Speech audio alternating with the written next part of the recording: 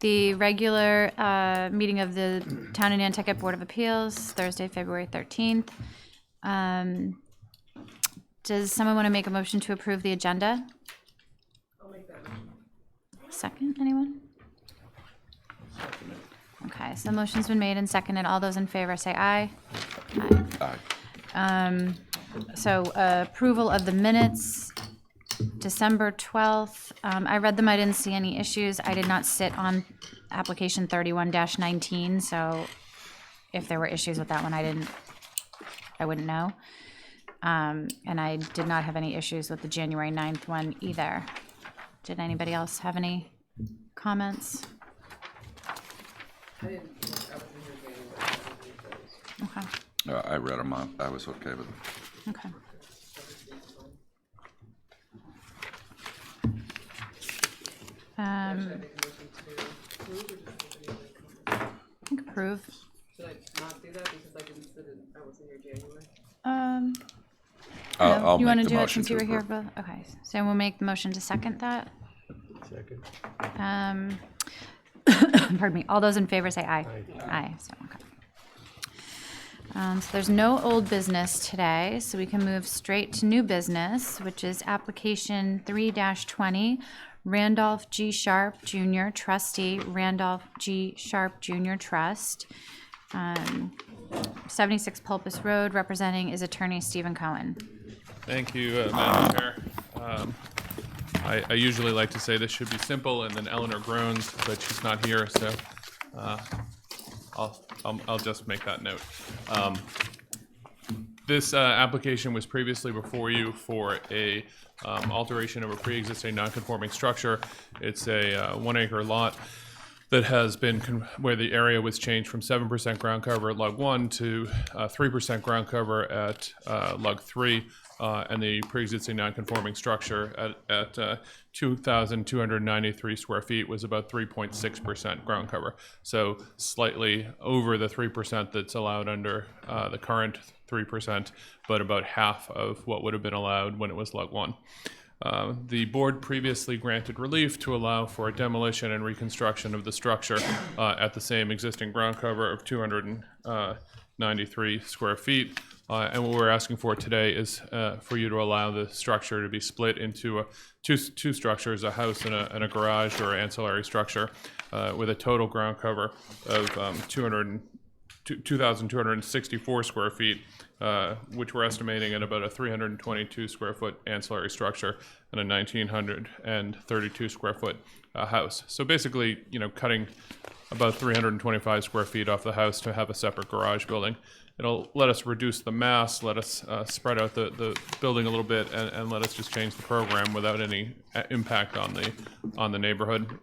It's a common layout in the area. Most of these lots were developed before the zoning change, so it's common for this overage in that area.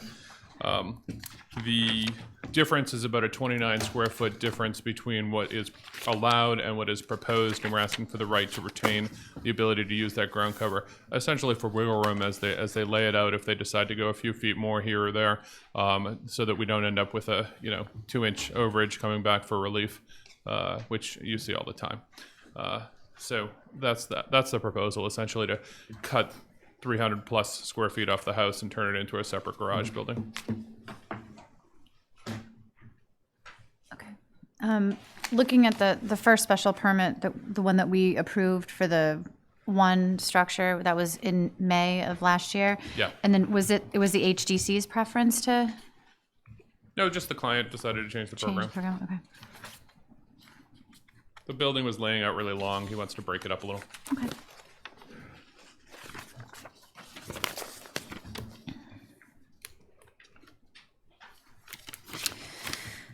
Does anyone have any questions on this one? You have HDC approval We do. for everything. Yeah, we didn't when we applied, but we do now. Yep. It looks like you have a building permit. There's a building permit application in here. What was the purpose of that? Is that I- page That 35? might be for the original. I'm not sure that has been amended yet. 1939 square feet on the first floor. No, it looks like it's for the new. It was Yeah. It's dated September 18th, 2019. Yeah, so that would have been for the building permit for the main house at the smaller size, which we can get because we don't need relief to go down, but we do need relief to go to a second structure. Got it. Okay, so it's kind of irrelevant. Protects what you're asking for, isn't it? The building permit? I think it's informational. Yeah, it's not really, doesn't really pertain. Yeah. I think it was to show what was being applied for and what would be left over. Okay. Mr. O'Meara, did you have a comment? I have two comments. One is that under the old zoning 7%, they would be able to build 4,401 feet, just for informational purposes. The other is in my notes here that were put together by Eleanor. You're in one page. You're asking for 29 feet allowance. Yeah. And in another, it's 9 feet. I noticed that too. There was like two Yeah. sets of application, like your addendums in twice, but then I think it must be page 15 as addendum as amended. So maybe it was a typo in the first one. Yeah, I didn't actually file it, so I think that is the case, that there was, I mean, if you do the math, that's what it's 29 feet. Okay. I suspect that it was filed, and then Eleanor, in her Yeah, because tight review, discovered that there was a typo. it was 2293 was is what you're allowed to go to, right? Yeah, correct, yeah, 2293. Oh yeah, so it's stamped. Yeah, 2 days later, it was the first one. So it's just a typo, I think, Michael. But yeah, All right. good catch. Good catch, because that would have been a real bummer if you had to come back for a typo. Right. I mean, nothing like coming back to Yeah. fix typos. Right. Did anyone in the audience have any comments or questions about this one? Okay. Anyone on the board have any other observations on this one or any objection? Would someone like to make a motion? I can make a motion to approve the request as, or the application as requested. I'll second that. Okay. So the motion's been made and seconded. All those in favor say aye. Aye. Great. Thank you.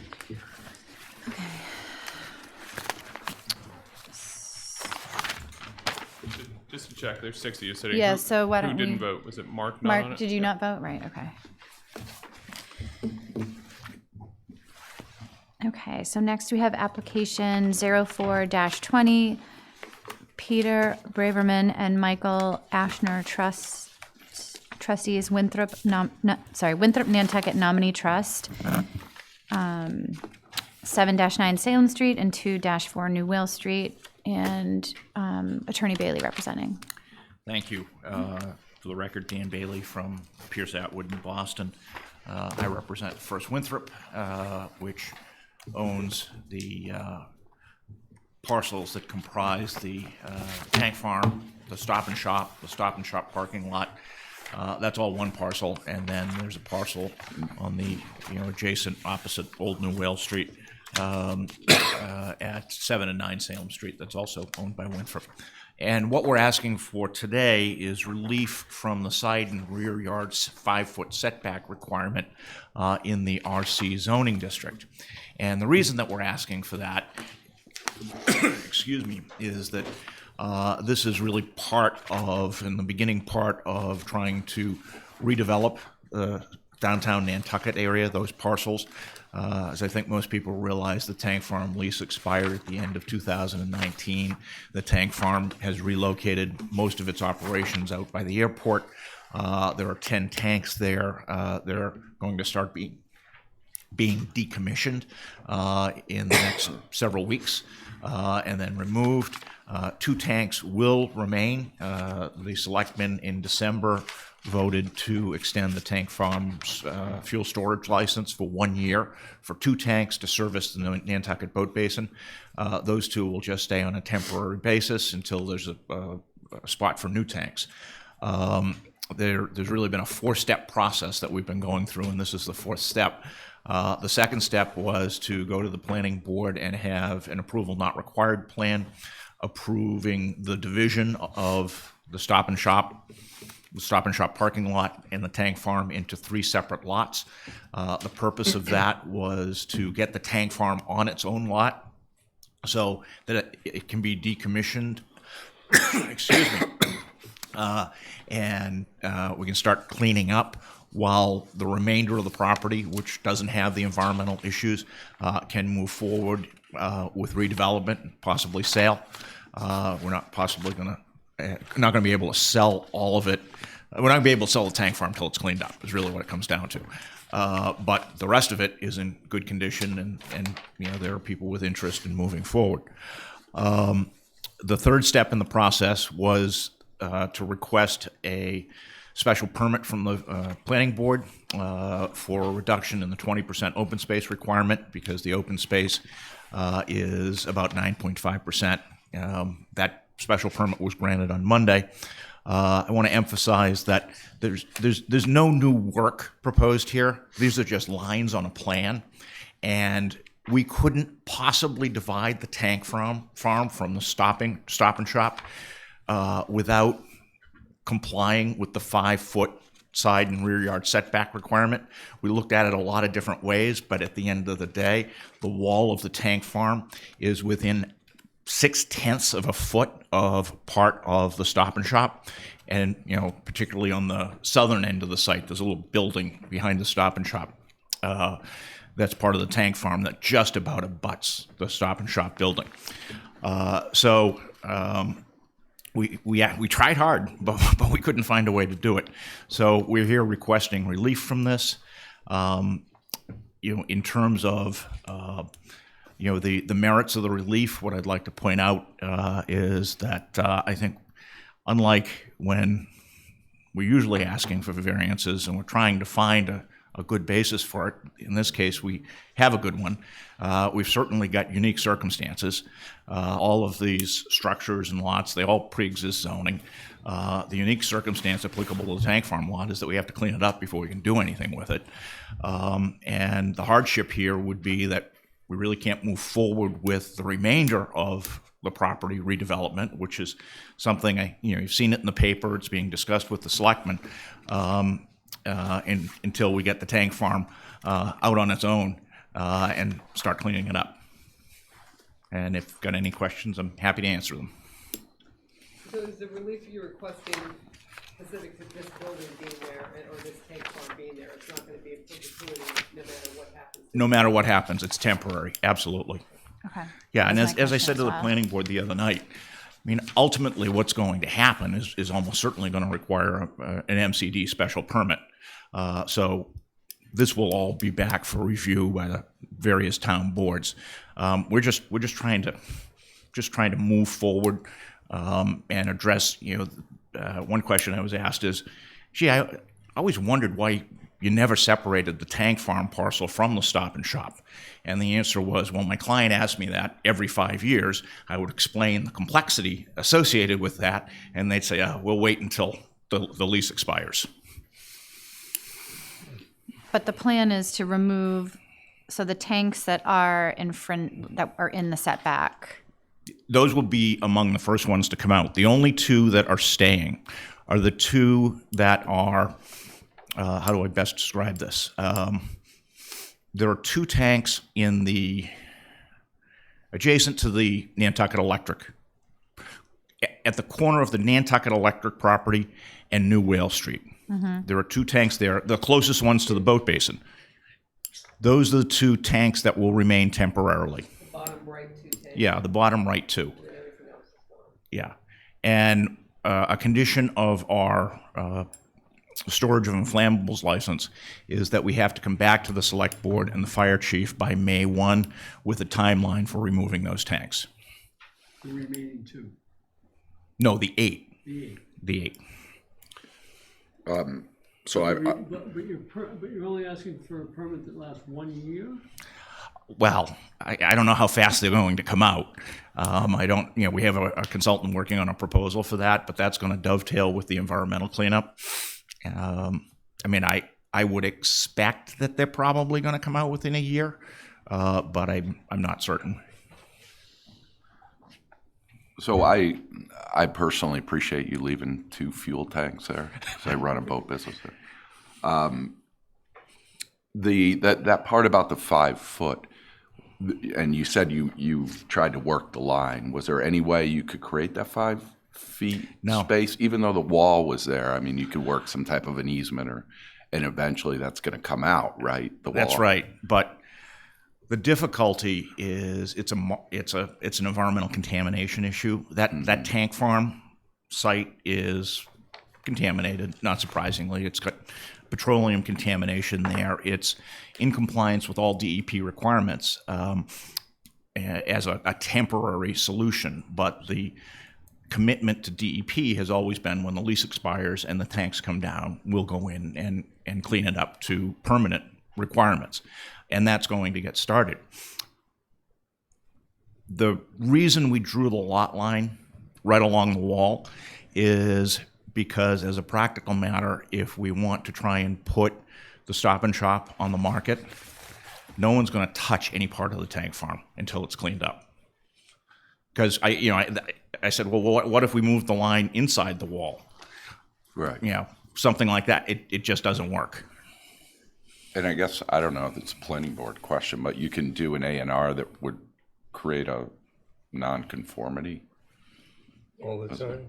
I mean, this A&R does create a that's exactly what it does. Okay. But we don't want to be in zoning noncompliance, which is why we're asking for the variance. But your question was, you're allowed to do that.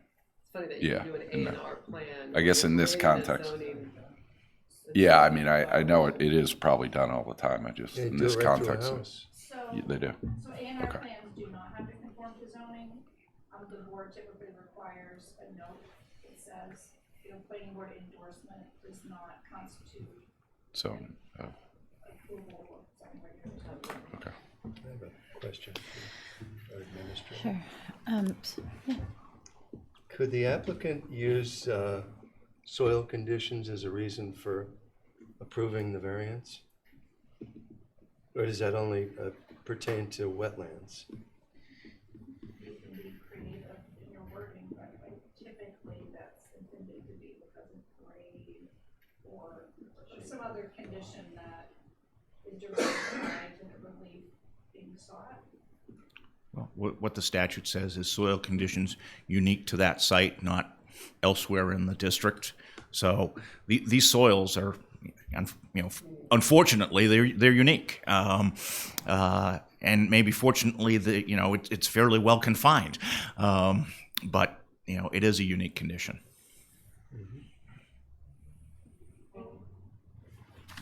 So the specific relief that you're asking for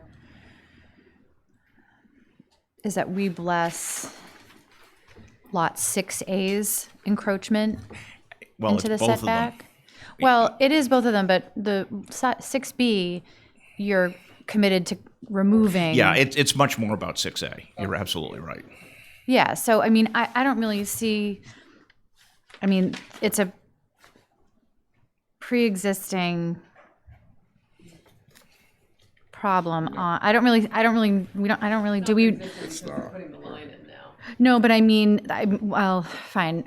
It's a current situation on the lot that's being removed. So I don't want to grant a variance that says that removes the setback if it's going to be removed. I like 6A where there's the Stop and Shop and there's that wall. I mean, that's not changing.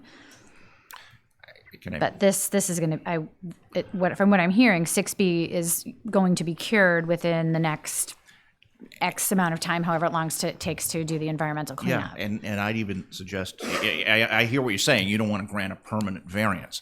And like you said, no one's going to buy it with Yeah. environmental issues on it anyway, so until it's cleaned up, it's not really marketable. so what I would suggest, we certainly accept a condition that would say that the variance is only in effect so long as the tank farm wall and tanks remain, and once they're gone, the variance evaporates.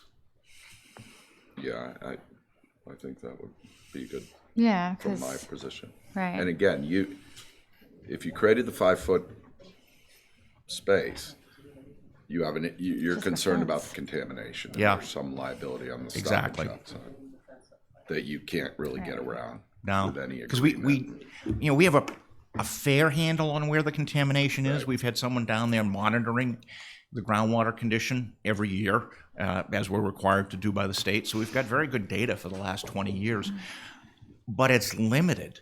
We have never done a full assessment of the entire site because it didn't make sense to do that until it's time to clean it up. So, while we think we have a pretty good idea that most of it's down by New Whale Street, we're not sure. Leslie, this question is for you. Lisa just brought up. So if we were going to do that, about the variance would remain in place until the tanks were removed and the encroachment went away. It doesn't need to pertain to the wall, right? The wall is just like akin to a fence. I was actually going to ask a similar question, if I may, for you. Are you asking for a variance for the tank lot and the Stop and Jump lot? We asked for both because under the A&R, neither complies. But the wall is the wall a wall or is it a fence? It's a wall. It's a big containment wall, and it's concrete. I guess what I'm just trying to avoid is, which I know you probably wouldn't be doing, but is like you could leave the wall up forever and then say like, oh, so we can go to a 0-foot setback. Right. So it okay, somehow so- needs to be defined, I think, a little bit that. Okay. The wall is the last thing to come out because from a regulatory perspective, as long as there are tanks there, at least nearby, we have to have some sort of The wall doesn't have to come out. That's part of No, it doesn't, and I hear your point. So I just wanted. I think that's fine. If it's not going to be something else besides a tank farm, they're not going to want to keep a giant concrete wall. But No, but- I don't want to Well- I don't want to be held to a zero. If it's gonna allow them to. Exactly what I'm saying. I don't want to. Right. I don't want to keep it in And there. that's kind of what I'm getting at is down the road when this isn't, Yeah. when it's redeveloped, I don't want You don't want this somebody coming and saying, variance to "Oh, how take nice, we've advantage got a of the wall." variance. Yeah, Exactly. Or Right, so even we Stop get and it Shop. right. HTC will love that. Maybe the building's gonna go away. You and can't you- see Right. the wall now and you can encapsulate that into another building. where Yeah. you didn't do Yeah. it, and- yeah. Well, No, I right. hear you. So Jim's point is well taken as well. On the flip side, for 6A, if Stop and Shop were to be sold and redeveloped into something else, then I would want to do the same thing for the variance on that side. That it would. Well, he said it would be temporary until the building came down. Until the tank farm Not wall. for- No, for the Stop and Shop. You can put that one in too. Yeah, I mean, it No, would. definitely. I'm I not think gonna it- approve a variance so that No. the next developer can go within 0 feet of the. Yeah. Yeah, it would need to be fixed, Yeah, basically. first. we have no issue with a variance that extends only to existing conditions. Okay. I think it has to. Yeah, I agree. Because I don't have a problem with the variance. I understand why you want it, why you need it, why it's necessary. But again, I don't want it to exist in perpetuity when things change. Yeah, we understand. Of course, if they change the zoning, there is no side yard setback requirement in the CDT. Yeah, then But then that's a different story. But and that was another thing that came up at the planning board. There's been efforts to rezone this property a number of times, and it hasn't gone through. It's entirely, if I had to guess, I think that when a redevelopment proposal comes in, it's apt to be accompanied by specific zoning to address that. and that's fine when that happens. Yeah, but that Yeah. we don't. Yeah, we can't We don't need. We're not speculate on that right. now. No. Is there anyone in the audience who wanted to speak or comment about this? Sure. Just if you could come to the microphone and just identify yourself for the minutes and records. Hi, I'm Annie Mendelson, and I came because I was hoping that you would consider the effects on coastal resiliency of changing a setback requirement. That's about it. My thought is, in extreme events with flooding, will the future changes funnel water onto the city properties and make it more of a burden to the town?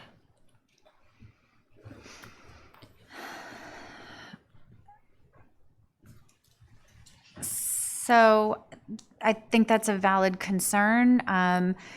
At this point, I think the greater concern or the immediate concern is cleaning up the environmental problem of the tank. But certainly when the property is if and when it's redeveloped, those will be important questions that will be asked of the developer, and they will need to provide answers, especially being that close to the water with FEMA requirements and that. But thank you for bringing that point up, and you should continue to monitor that if that issue is important to you. Does anyone else on the board have any comments about this one? Or do you want to talk about how we want to structure a motion, perhaps?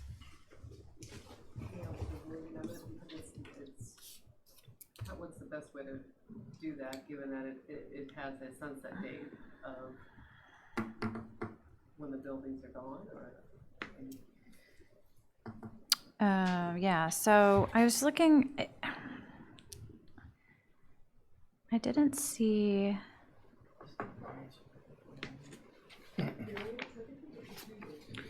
So when you go through the middle of the house. Middle. Right. Is that assuming the house has been torn down? Or you could drive.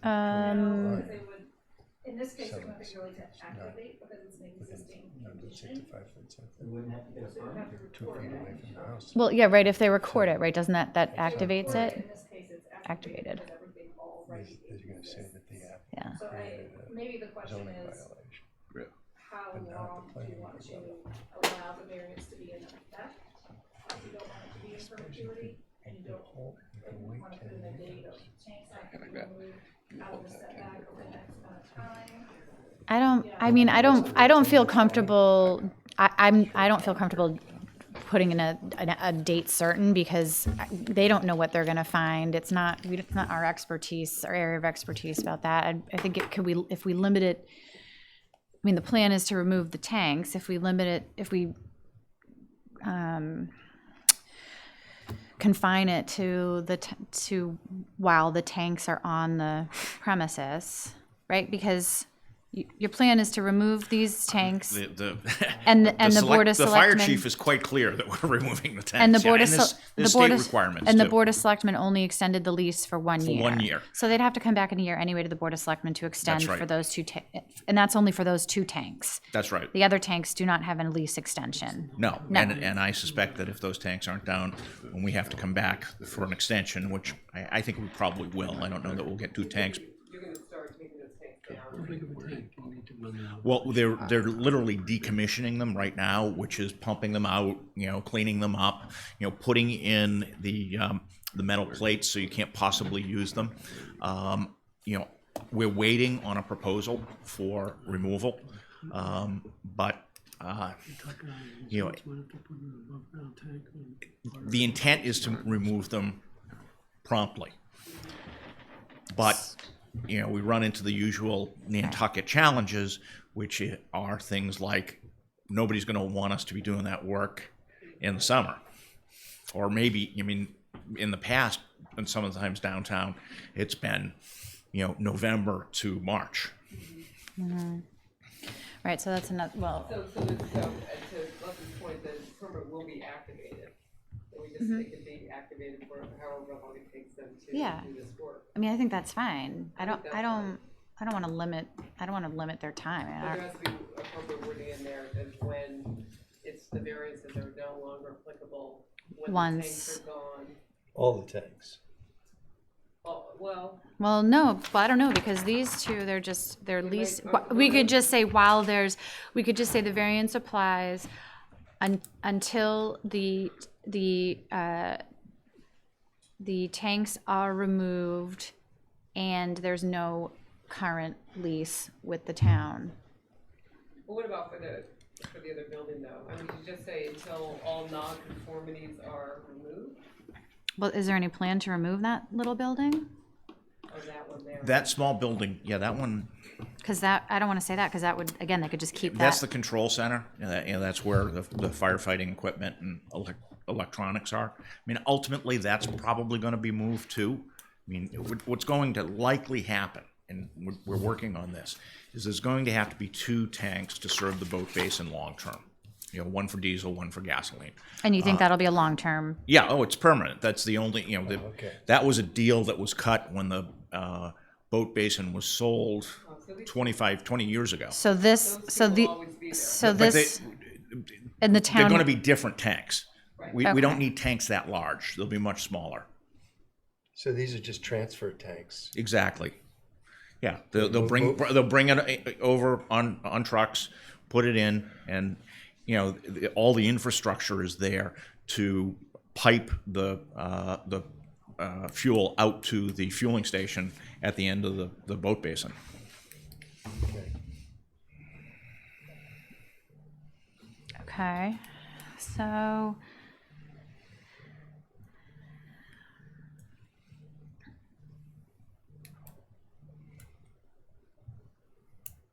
Do you have any suggestions on how to word what our goals are with the? Yeah, with respect to I think the Stop and Shop is different than the tank farm.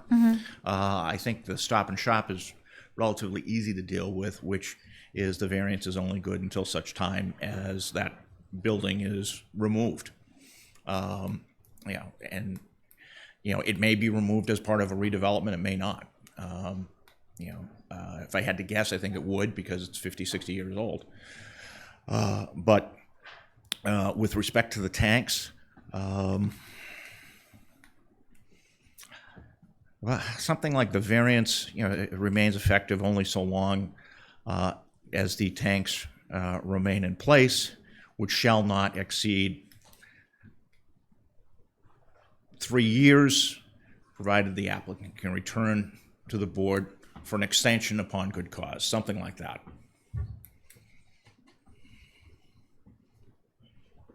And the tanks and the wall, yeah. And what about the building? Why does the building have to stay? The building stays until it gets, No, I mean, until, but it doesn't have to stay in perpetuity. Oh, no, only when the 2 tanks are there. But the 2 tanks are gonna be there. not those 2 tanks, but there will be 2 tanks somewhere around there. So- You'll get a control center someplace. Yes, It doesn't have to be. doesn't have to be setback. there, no. No. Okay. We could make that as part of our, but that has to come into compliance. Mm-hmm. Are these 2 separate variances or one application? It's one application. And it's for side and rear yard, because it could be side yard, it could be rear yard. Madam Chairman, if I may ask a question, would it be Sure. better for recording purposes if it was done in 2 separate decisions? Yeah, you're probably right. Yeah, I think it would be It makes confusing. it easier, certainly Right. from our perspective, because it sounds like the one for lot A is pretty straightforward. Yeah.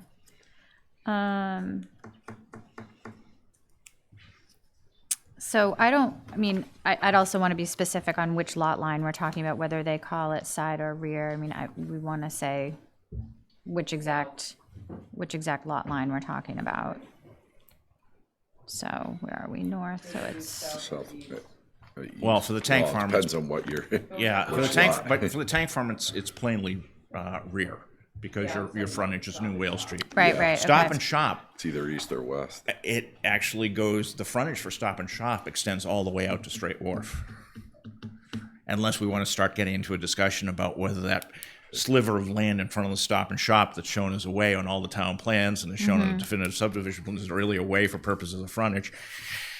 We decided we didn't want to go there.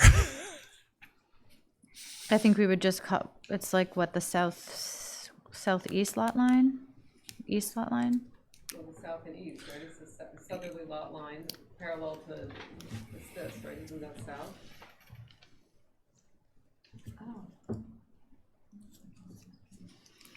I mean, I think it could be described in the decision. Without, Yeah. You're right, I guess this part of that is not in violation, it's really this. They don't want it to be Can you permanent. just come up just for a second? I just Sure. want to make sure I'm looking at the right thing. So these are the 2 tanks that are saying. Yes. right? Here's your control building. Oh, I'm sorry, no, these are the 2 tanks. Are the 2 small ones, okay. Yeah. And then this is, That's the control this is building. in, right, and then on this lot, this is the violation area. That's exactly right. So it's just this. So it's the southerly and easterly lot lines, This way too. Which one? Those all we need to. Yeah, I know, but there's no structure here. Yeah. On this lot, that's a Yeah, violation. exactly. So for lot A, for lot 6A, it's just, Southerly and easterly lot lines, right? yeah, Along the southerly and easterly lot here lines. to here. So I think if you use southerly and easterly, that's fine then. That'll work. Yeah. Well, this is easterly, right? Yeah, but this setback is part of additional at 6B, not 6A. Right, but everything we say along, oh, right, because there's no structure there. There's no You're saying structure they there can't, right they're now. not gonna be able to continue, they're not gonna be able to add on there. Yeah, I mean, If they Yeah, did. if somebody tried to put a We're gonna- structure in, you'd have to We'd meet the have to- 5-foot we'd have- setback. Right. yeah, I mean, we're making it specific to the existing building. Building. Exactly. Okay, okay.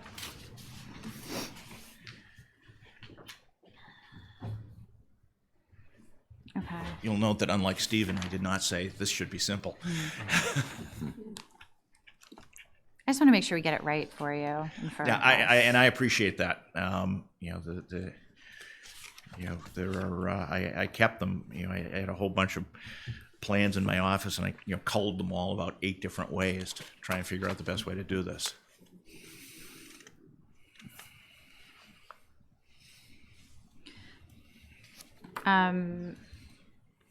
We do that one just to get it. Yeah, First, along the southerly and easterly lot lines, is it granted for the existing structure? yeah, only until such time as the existing building is removed or demoed and reconstructed.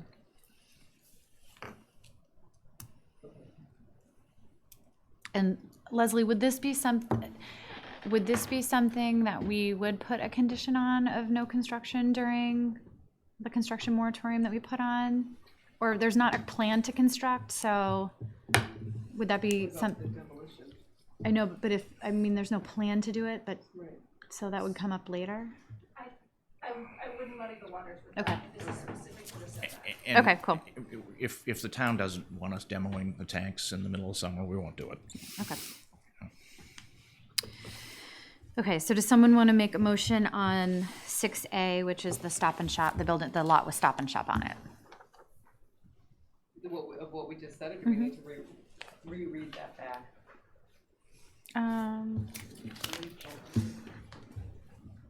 I don't know. So it's to grant the relief as requested on lot 6A,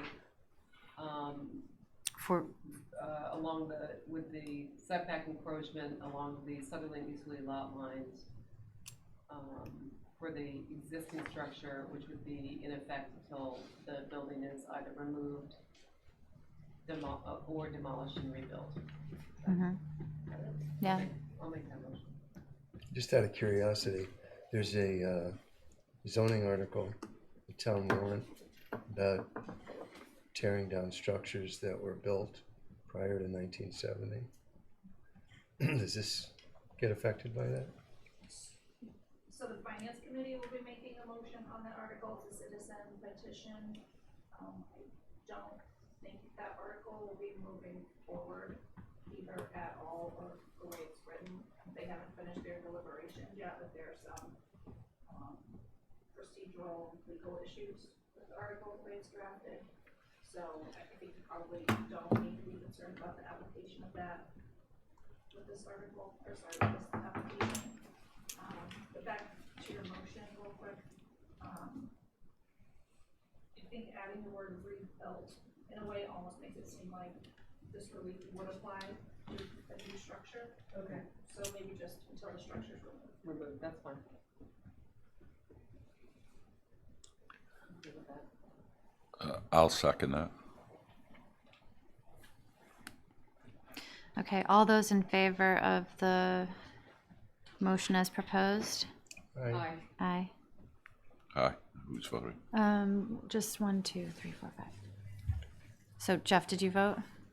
I wanted, I thought Mark was. Oh, Mark, you want to vote then? Okay. Aye.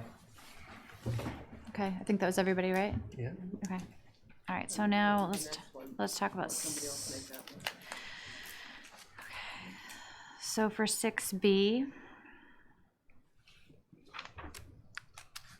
The suggestion by the applicant is that the variance remain in place until, let's see, until all the tanks are removed, which shall not exceed 3 years. And the control building will come into compliance during that time? Yeah? Okay, and this is, the variance is for the rear setback line. Does anyone? You wanna do it by direction? Yeah, is it also the westerly lot line then on this, or there's no issue along New Well Street, I don't think so. I think it's a westerly. just a westerly lot? Yeah, line, it's just this this lot line. There's no other encroachment along It's here? actually the easterly lot line of this lot. No, we're talking about the tank. Oh, lot okay, now. yeah, that's right, then it's the westerly The lot. westerly is. I have a Westerly question to slash, Dan. yeah, yeah. Did you say the two lots, the two tanks will be staying? 2 new tanks.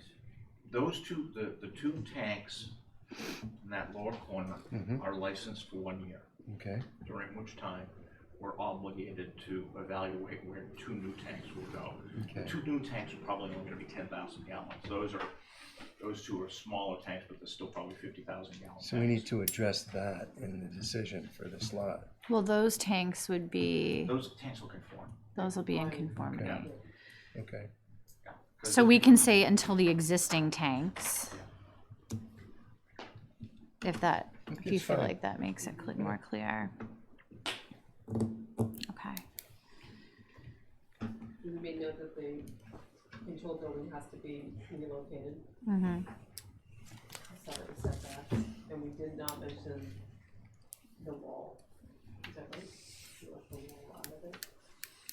I think so, because if we include the wall, then if the wall stays, which it probably won't, but and zoning may change, but I think the wall makes it possible for this to stay longer than we intended to.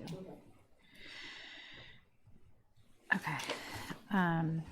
And the other thing was that applicant asked, if there's good cause, that they could come back with a good cause reason to ask to extend it. So does someone want to craft all of that into a motion?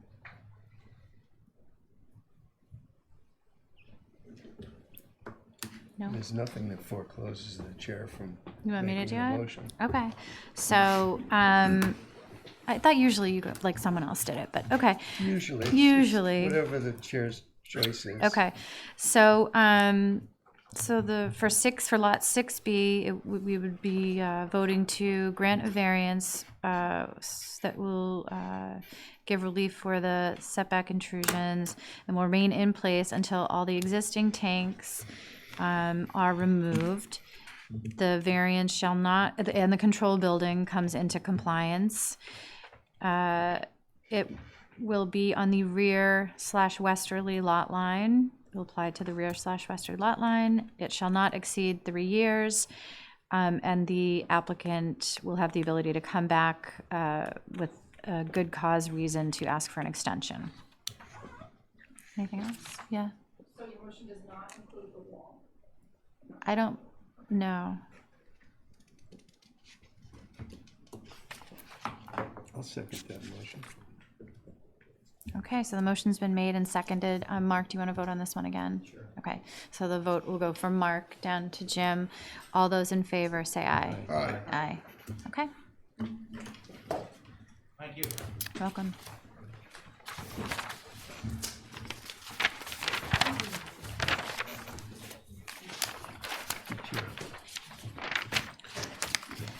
Put a butter on this stuff. Shit. Okay, so now we're moving on to application 5-20. Christiana K. Snyder, 3 Somerset Road. Representing is Linda Williams.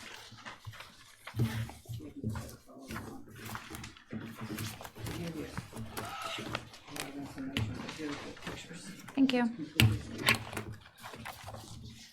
Thank you.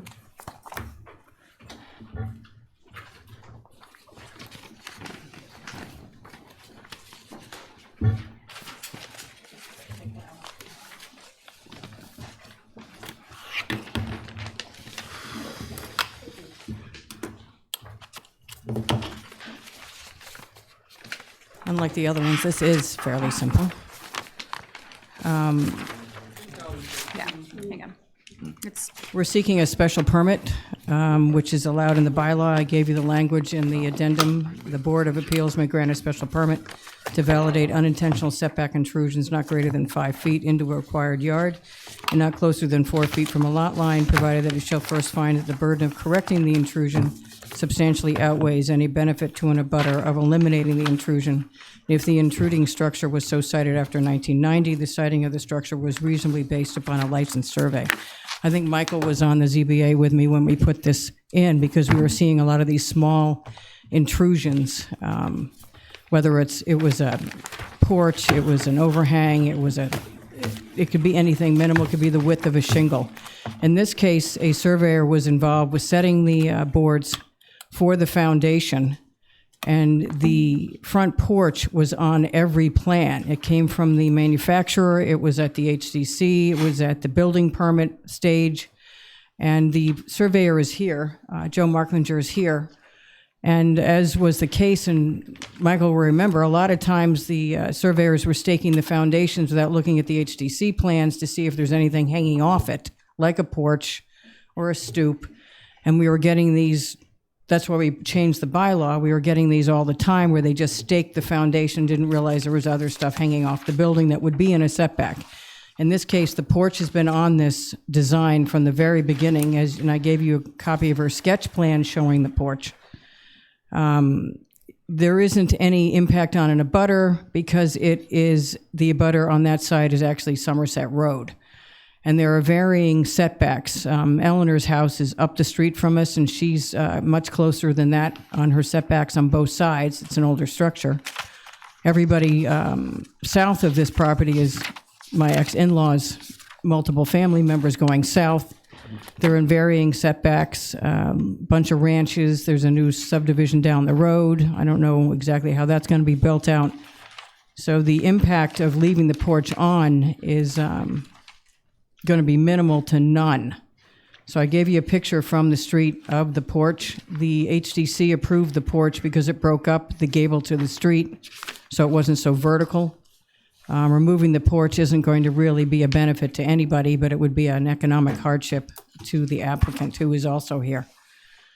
So we understand a variance would be needed to approve the front steps because it's inside the 25 feet, it's closer. So we're perfectly aware that we have to remove the front steps because asking for a variance for 2 steps is not something that's probably going to be favorably looked upon. So we're just here for the special permit for the 5 feet of the deck to remain where it is. So you're gonna move the stairs to the side? Yeah, or change the grade so they're not needed at all. It's less than 30 inches off the ground. Into the porch, although that would be a lot of. Yeah, it's 1 step, so that's probably going to be graded out and removed. Well, more finished work than just having it set to the side. I mean, I certainly agree with the HTC, the building was horrible without a. Yeah, it's just sort of spaced to allow for the hipped roof porch. And so, and I noticed on Joe's plan that the septic or the sewer plan, it shows 30 feet to the structure, but no porch is shown, so I think that was. It was just an oversight, I believe, if you'd like to hear from Joe, I think it was an do. oversight. I do, because I don't understand how. It happens all the time, believe me. A lot of times I'll catch it before it happens, but not, I was brought in after the fact. I get it. I'm glad he's here because I don't think it would have been applicable without him. Hi, yeah, I'm Joe Markland, I'm a surveyor, and I didn't realize there was a porch. So I laid the foundation out at the setbacks. That's what happened.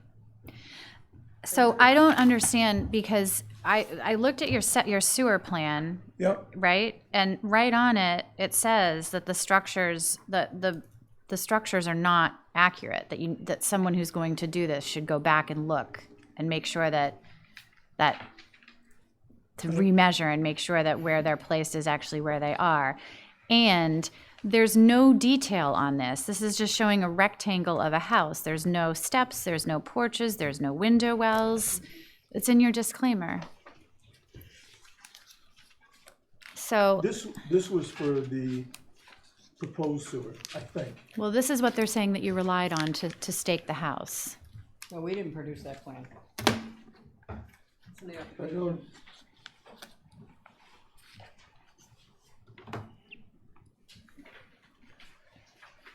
What page is that? 80, 70. 70.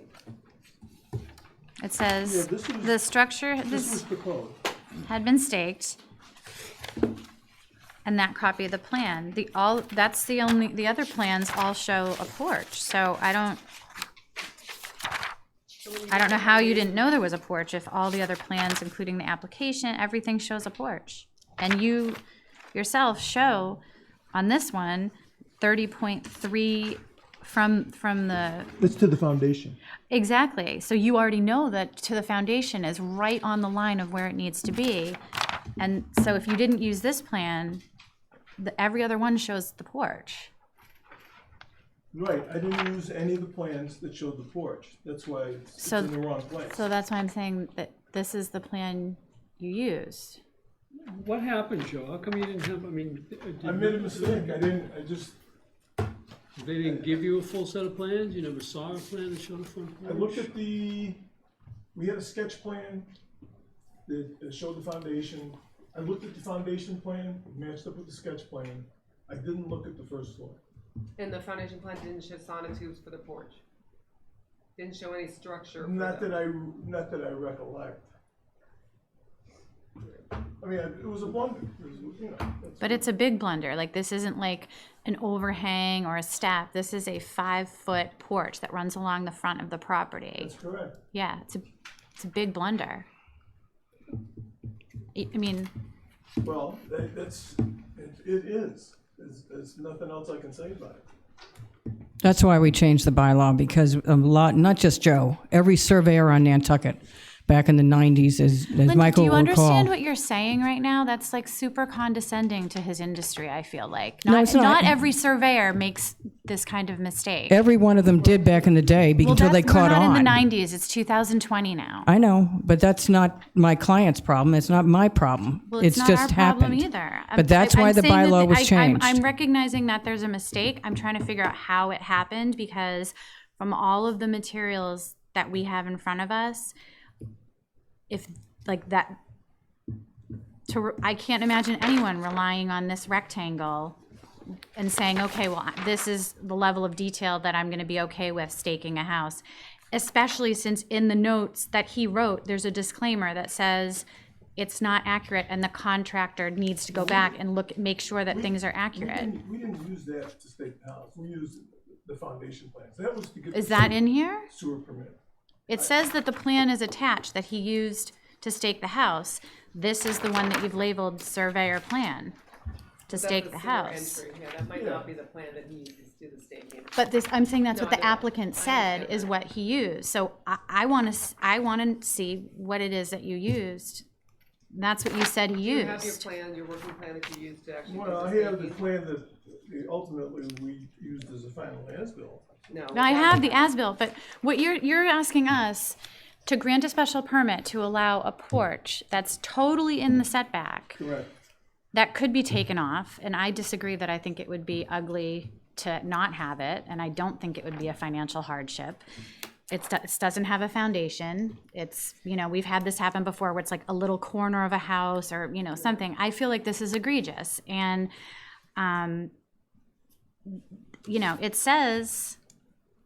it says that it was staked by a surveyor prior to construction. A copy of the plan is attached to this application. So that's the plan. This is the only one that shows without a porch, and it's the sewer plan. That's what you're saying he used to stake, and he's saying that's not what he went off of. Well, I don't know. I mean, I sort of don't understand what you're saying. And I don't want to argue, and I don't want to try to be defensive. What I'm saying is, I made a mistake, that there was a foundation plan that I looked at that's similar to that. I don't think it's exactly that, because I think we did that to get the sewer permit, which Right. sometimes that stuff isn't, you're trying to get the ball rolling. Right, it's Okay. clearly it's clearly for sewer. For sewer plant. So it was that foundation that's there is similar to the foundation plan I ultimately used. Right, but what Okay. I'm saying is, and I totally get what you're saying, and I don't mean to jump down your throat because I appreciate very much you coming here and falling Yeah. on the sword for this.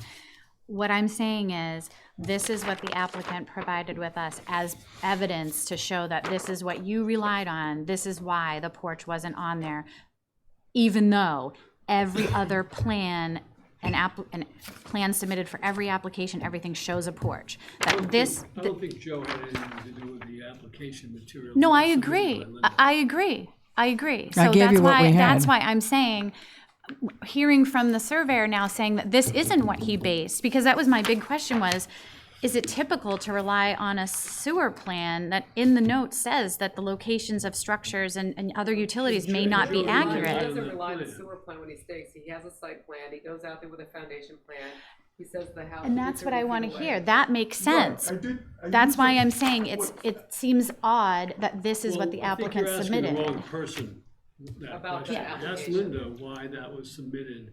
That's what was part in of the file. application. Okay, so you're saying that this is what And then he there was an used. as-built, which Joe had. Well, that was in the fall because you had to get a sewer entry Yeah. permit, but Yeah, no, there was, But the the way the the as-built that surveyor- Joe did is the one that showed that there was an intrusion. the way the surveyors work. Right, I get it, but what I understand that. I'm saying for this application, you're asking us to say, yeah, this was a real mistake. But what you've provided us does not connect the dots for that mistake. What happens normally with surveyors now, because I was on the ZBA I and I was the understand- Linda, staff. I don't wanna hear about Is that 25 they years all, ago. but I'm telling you historically, and Michael was here. He's the only one that was here. Is that when this started happening on a regular basis, Linda, because I've been things on are the so board over tight? 10 years. I've also sat for All a right, number can of I these. finish talking, please? Sure. This was happening quite often because the surveyors were not asking for the HDC approved plans. They were all going off the foundation plans. It's been many, many years since the surveyors don't regularly ask for the HDC plans because this was happening on a fairly regular basis, which is why we changed the bylaw, because there are these little weird things that happen with HDC plans and changes in plans, and the surveyors don't necessarily see them. They all get them now. They all know that there's things hanging off other than the foundation that would have sonotubes or whatever. Most of them look at the HDC plans. They ask for the HDC plans. I can't tell you why this wasn't done at the time.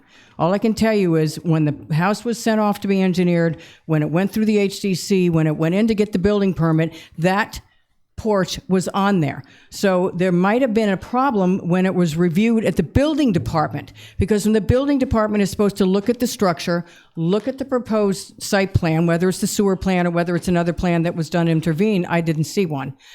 They're supposed to look at that, and they look at the HDC plans before they issue a building permit for that structure. Because if they see a porch on it or a stoop on it or some other step coming out or a deck, they're supposed to catch it at the building department level also. They did not catch that there's a full porch here.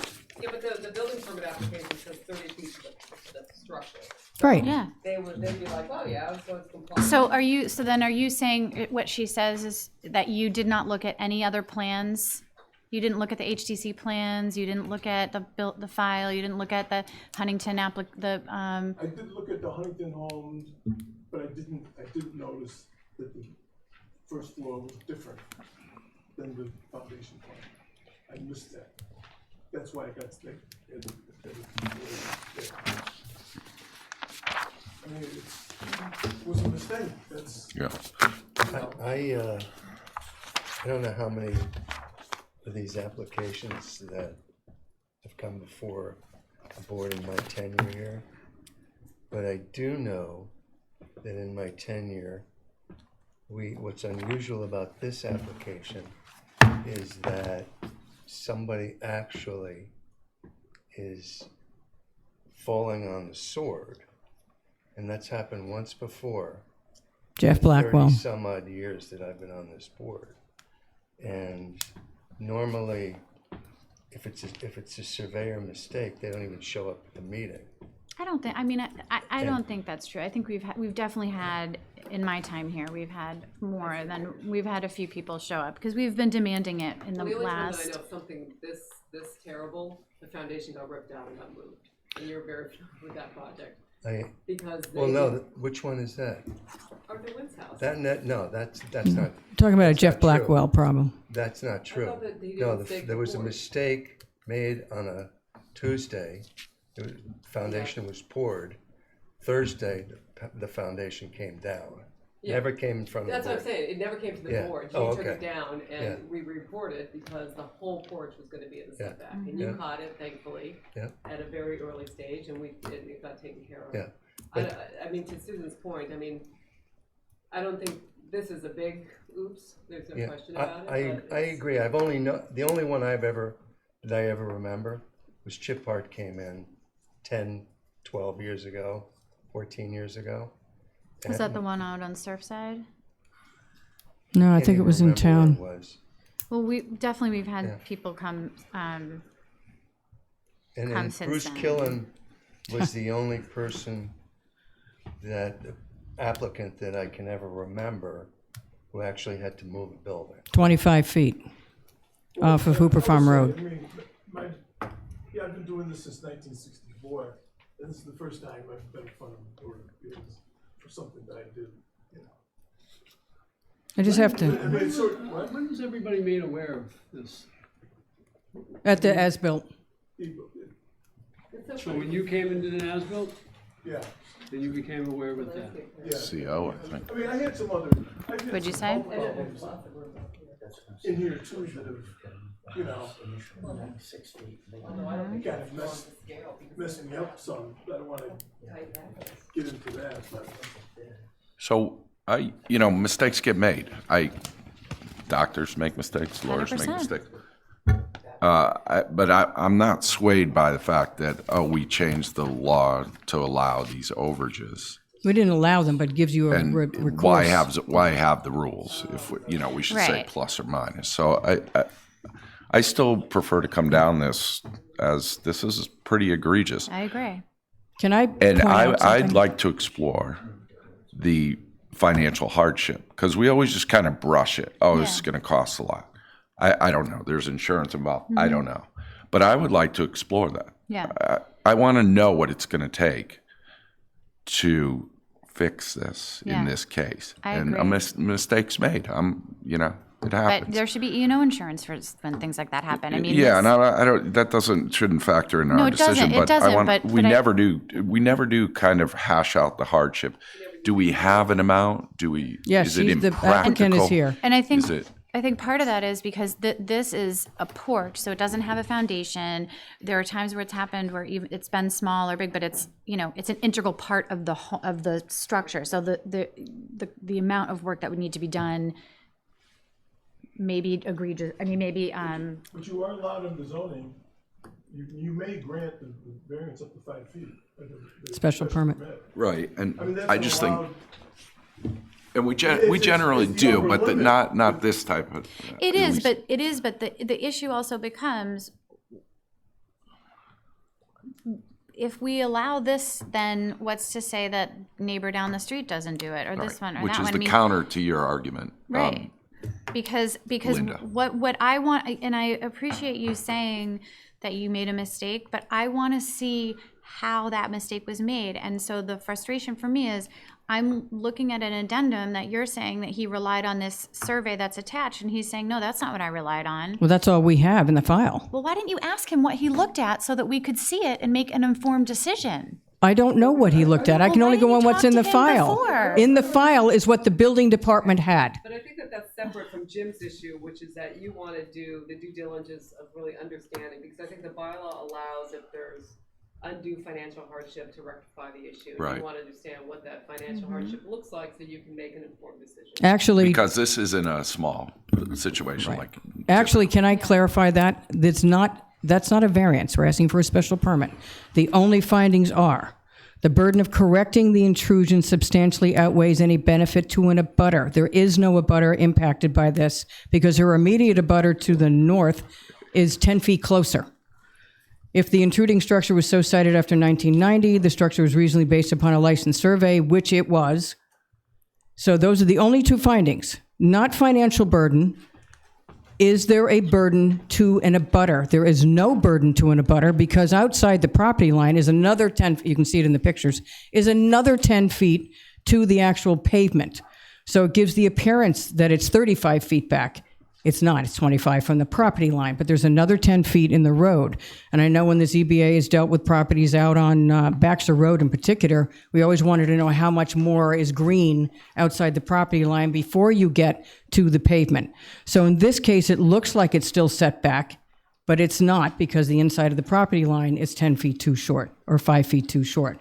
But there is no financial burden involved, though I want the applicant to address that. It's just, is there a benefit to eliminating it to an abutter? There is no benefit or negative impact on an abutter because there is no abutter. It's the street. This is the applicant. Hold on a second, Christie. There's a butter. There's a big abutters list.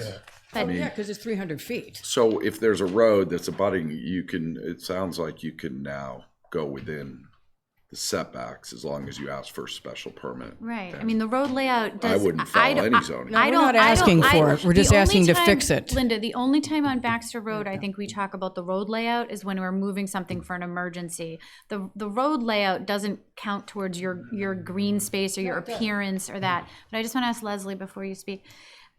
Leslie, can you just confirm what Linda said about the request that's being made? It's right in the addendum. I know it is, Linda. I'm asking Leslie.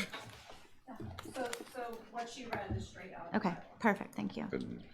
I have a question. Sure. For Leslie. Sure. Was there any mail on this application?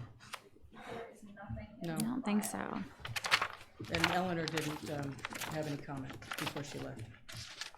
She's a direct abutter to the north.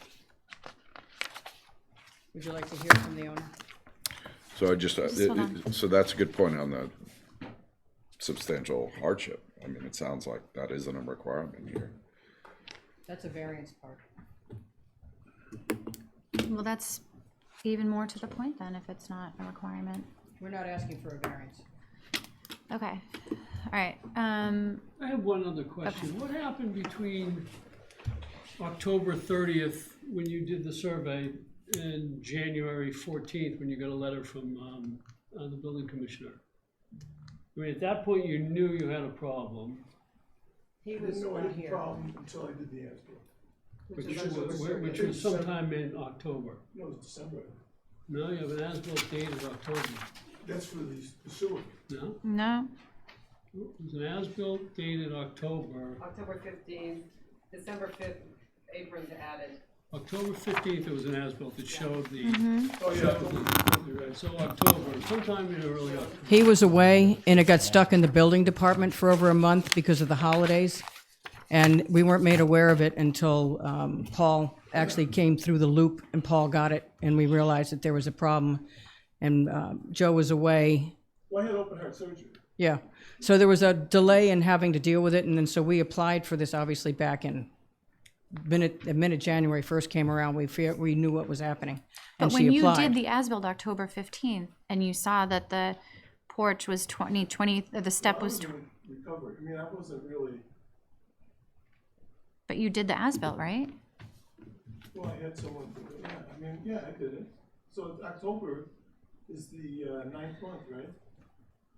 10th. 4 months or? I actually had to call Joe down in the Caribbean to let him know that this was a problem in January. And we immediately filed, because Eleanor let us come in at the end of that week.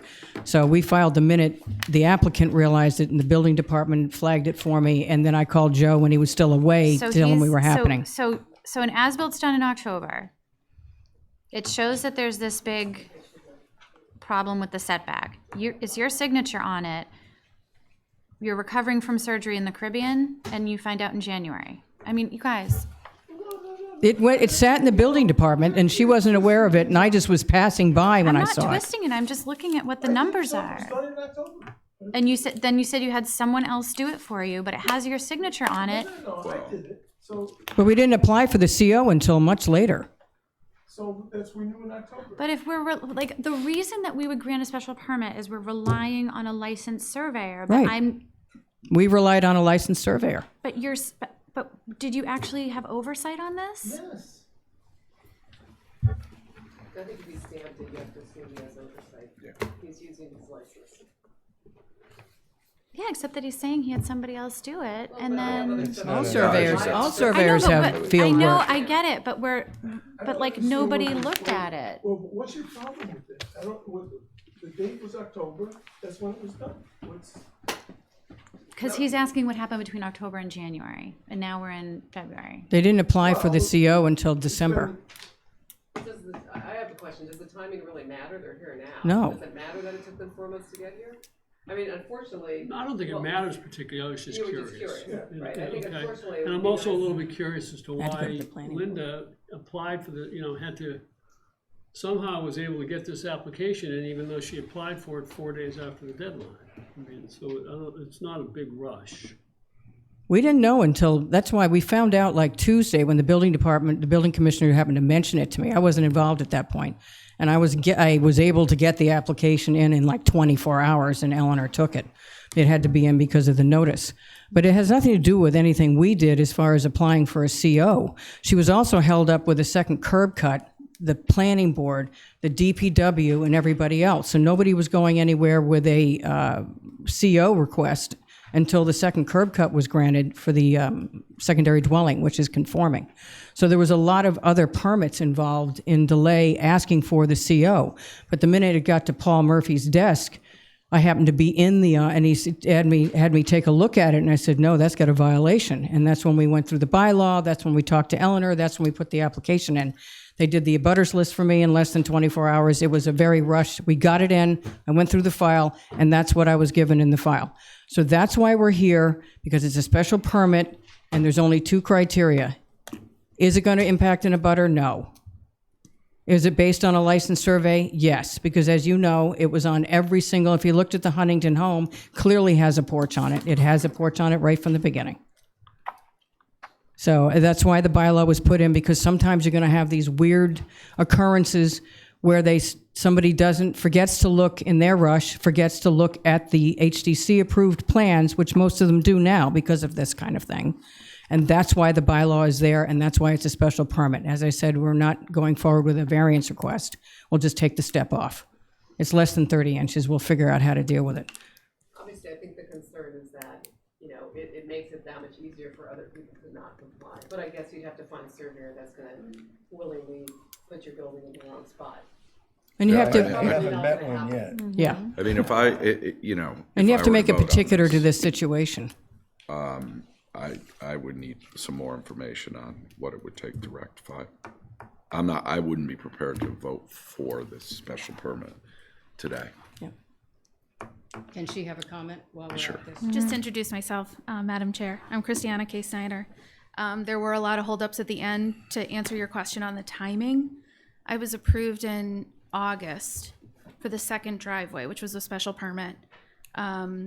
It sat for 3 months to get the formal paperwork back from the planning board to then go to the Board of Appeals. So that was a 3-week process. So every step of the way, I was trying to get my CO. And so it was, oh, you need this, oh, you need this. So then the reason why this all of a sudden came up at the end was that after we finally had the special permit paperwork all buttoned up, that, I forgot his name. Paul Murphy called me and flagged it, so had no idea. And one other comment, just, it is a bit of a financial hardship. I know it might not seem like a big structure to anybody, but I'm still paying building costs. I've actually started the process of trying to put the cottage into the covenant program because it was a bigger financial hardship, just the project overall. So just worth noting. And there's still a construction loan out, so she still can't redo it and to get a. I haven't been able to refinance until the CO came in, which was the push. what information would you want to say? Just, what it would take to fix it. Ripping the porch off. What to does rip it fixing it off. mean? Take the porch off? Yeah. I don't know if the HCC is gonna go for that now, because it was predicated on the front porch messing up the distance between the second floor window and the first floor window. Did they submit without one? No, it was No. submitted. So the porch was not requested by the HDC? No, but it was on the original design. It was part of the whole front of that house where it gave it forward as No, opposed I to know, a I ridge. understand that. I You know was that just one. curious if they, if you submitted without and they said, you really need to put a porch on this, because they really need to. No, but worth adding, the commentary from the meeting I was at, they said it was one of the nicest designs, that they couldn't believe it was a Huntington. It was a second story, it wasn't a second story with an attic. It was a lower profile that they really approved of. But it wasn't, the point is, it wasn't added on after all this stuff went through. It wasn't added on as a revision to an HDC plan. It was all right up front, right from the very beginning. I was just curious if they would have, if, to Jim's, to part of Jim's, helping Jim get his thoughts, is if he went back to the HGC without it, to see what they would say. Or is it necessary for the architecture? I do think it looks better with it, personally. I do too. I agree. As part I of the know. building permit application, isn't there normally Review?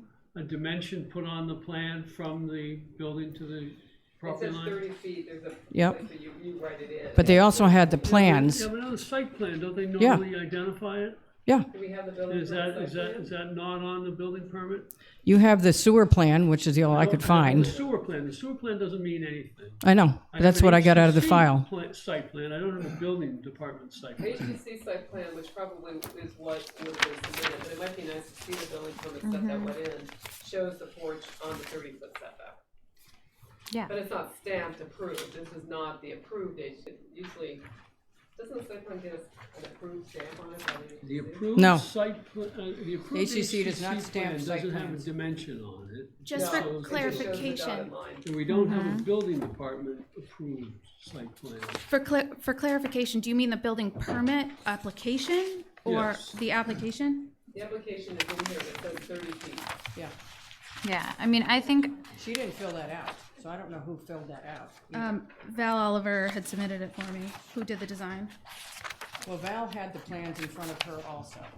Filled out the building permit application. Val. So it's, the applicant paid people to do this correctly. She relied on the professionals to do it correctly. She relied on Val to fill it out correctly. She was in full possession of the Huntington-owned plans. Well, Val did fill it out for us. yeah, I mean, Right, it showed the 30 feet. Yeah, it should have probably said. Without the 31 porch feet, on give it. yourself a Little little bit round. more. Well, it should have Yeah. said 25 feet, because that's what it was when Val looked at it. Pinning. So, No, it wasn't done yet, so it would have been the 30. They do that. yeah, but she filled out a building permit Yeah. application using the HDC plans, which clearly show the front porch. in not at, no, it doesn't, And then at 30 Yeah. feet. Which it wasn't. To the porch. It wasn't. To the front of the building. I know. This is So before. Val filled it out perfectly. And that's before, the HC, that's before it's built, so that's not, she wasn't looking, she didn't do anything wrong. If there's a site plan that shows that it's in the setback. What's that No, plan? this was the application. Yeah, I know, I mean, why would Val have if they the, have the sewer entry site plan? because they Right. had to have a site plan. No, it didn't exist yet. Yeah. So what I would, Val's fine, what I would wanna, That's not the issue. what I would wanna see, Linda, is what Jeff is asking for, right, this, I was, the, Just- the site plan, and Which I, site plan? the one submitted with the building permit? I would go to the building department to get the stamped plans that come with the building permit, the ones that are approved for construction, stamped by the building department. They keep one goes to the site. Yeah, but Yep. they don't necessarily stamp a site plan. It Leslie, comes in did you with have a the comment? HCC Or what, various forms, they don't. So during this discussion, I contacted the building commissioner, and he said that the line is faint on the plan, but it appears to show the porch complying, and the application clearly said that it complied. So those two things together, they did review. Yes, Okay. absolutely. So she Perfect. relied on the survey to put it in the right place. Right, but you were trying to say that the building department messed up, and so No, if Paul's their saying. review, if they had a plan Their plan review was clearly accurate that showed it at 30 feet. That's what we have to find, if there's one in there. There is, look, Otherwise, it's just the HCC plan, which I've seen a lot. The other thing that I would like to see, can I show you, the HGC plan shows it 30 feet away. I Yeah. just wanted, so. the only plan that doesn't show it at 30 feet is the sewer plan. The only piece of paper that we have. So what I would love to see from you is whatever it is that you relied on to go and stake the foundation. That's what I would like to see, because that's what the addendum that Linda prepared said she provided with us, to us. And that's why I was saying, I can't imagine it's typical that you would rely on this, because it has no detail at all, and says in the notes that, in fact, it do not rely on the placement of this. Well, we laid that out. We didn't rely on it. We produced that. Yeah, I know. I guess the question is how did you know to put it a certain dimension off the northerly property line? What site plan did you use to put those four corners in, is what Susan's Right. looking for? The setback. Did you Linda. use an HGC approved plan that showed roughly where the building was with dimension lines off the property lines? There was a sketch plan that had a 30, showed what I laid out at 30. That's what we need to see. That's what I'd Your like to sketch see, plan. whatever It that wasn't is. my sketch plan. I gave you the A sketch It plan. was a sketch plan, excuse me. Yeah, no. It's in your question. No, I know. That on the sketch, in the sketch of the foundation, that matched up with the foundation plan. Yeah, I think that's what Okay. Susan wants to see. And then, subsequently, I never checked that sketch relative to, No, they can't. it looked like that, but it was dimensioned. It was similar to that, but it was dimensioned. that. But you have it. I think I do. Yeah, I mean, I want to be able to connect the dots, because what I don't want to happen is us say, okay, whatever, and then then we've opened a floodgate for creating an easy path to just, So if we have that piece of paper, we're close to getting, maybe. I mean, it gets, at least gets the information in the file that we can say, we got information from the surveyor to show that he relied on this site plan, this is what he used to stake, he made a mistake. It helps the story. Yeah, it helps just connect the dots. I know. But I don't want this to set any kind of precedent, and we haven't seen one of these for a while. This wouldn't set a precedent because the person that's the abutting property owner that would be most affected under the bylaw criteria is the street, not an abutter. So I just want to keep stressing that. That's what this thing is very particular with, and I don't know why we wrote it that way, but that's what we particularized it to. It's rare to So- have this. Is there anyone in the audience who wanted to speak about this one? No. Does anyone on the board have any other questions or comments at this Just a time? comment. Sure. It looks like this is gonna get put off. Mm-hmm. I will not be here next month. I will be available by phone, Okay. but I just wanna let everyone know right now. I might not be, but I could be available. Okay. So are we off till April, or? Can we do this by phone? Sure. I'll You can't definitely be establish here a in April. quorum by phone, but you can participate by phone, so long as you have a quorum in the room. You cannot constitute a quorum over the phone, but you can participate if there is a quorum of the board in the room already. I don't know. We'd have to get clarification on that. Yeah, I'm not sure about that. Well, we deal with it all the time. I'm sure you do. We have 4 people here, but that would constitute a forum, Yeah. if you guys are all gonna be. Yeah, Yep. And Kiram should be back too. So because I have, he could mullin. I have attended a meeting by phone before. I have too. Yeah. Yes, you can attend the meeting, but the quorum has to be in the room. Okay. Well, Linda, can we figure that out for ourselves, please? But Kiram could mull You it. don't want Yeah. Karen Well, part of so this could because Jeff. There's, Yeah, there's 4 Yeah, people here, yeah. that's creating a quorum, even Yeah. if the 2 of us Sure. have to call Yeah. it. Yeah, you can vote by phone if you have them in the room. yeah. Linda. All right. So I suggest that we have a motion to continue to give the applicant some time to gather more application to help more information, rather plans, what have you, to connect those dots for us to make it give us the ability to make a decision. I would request that you get a copy of the building department plans that have been stamped with the building permit that was issued for construction, including the site plan. And Linda, more is better. You have the HCC, so I don't have to duplicate that one. Yeah, we have Well, the HTC. HTC, I don't think we have, I gave you what they gave me. the HTC is stamped, oh, sorry, I found one that's stamped approved. And it looks like the porch is on the setback. But no other dimensions. And it's a very light line to Paul's point. You can barely make it out. Yeah. Is that to the step or to the To the porch? porch, no Porch steps. itself. Okay. that's on this one, right? Yeah, no step. No, it's actually this one, page 86. Oh. Because it's approved, it's. That's the one that's stamped approved. Yeah. They don't stamp right, the okay. site plans there. Huh? They don't stamp the site plans at the HCC. This is stamped. They right stamp here. in. No, No, it approved. says approved with the certificate number. Yeah, he may have made that mistake because they don't stamp the front page. All of them are stamped, Linda. I know, but they don't do that. No. Any other specifics I could help provide? What was that? Any other specifics I could help provide to make sure you have all the information you need?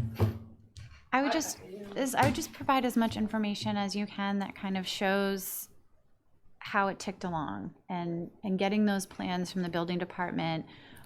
Joe's plan. If there was a plan submitted with the application, and then if you could, yeah, what you used to stake. Yes. Really close to the right place. I can assure you, the client did not stake it herself. Yeah. No, and no one's, I mean, No one's suggesting- no one's suggesting that. So does someone want to make a motion to continue? I swear the village department should require as-bills of foundations. Michael Well, says. if They you do did- a filing. if you do give It's an actually in the building as-built for a foundation, right after the foundation's done, Yeah. and there is a problem when the house is done, you don't have to apply for a variance. Because you Yep. already gave them. That's your right. way around all. Because in the building code, it does require a foundation survey. Monitors would not have been in, the foundation was installed. That's It would also have to true, be probably, back right. in It's also contact. true, but hopefully But at at that least point, somebody might somebody have would have caught been it. like, holy, Right. Molly. we have an issue. Yeah. All right, so does someone want to make the motion to continue? I'll make it. What's the date in March? The 14th, is it? 12th, I guess. 12th? Second Thursday. It's a leap year, so it's not the same. The 12th, okay, Yeah. March 12th. Someone want a second? Sure. Second. Okay. All those in favor? Aye. Aye. Aye. Thank you. Okay, so Lisa, will you chair the, yeah. No, not on that one, not on this one. I'm gonna sit in the audience.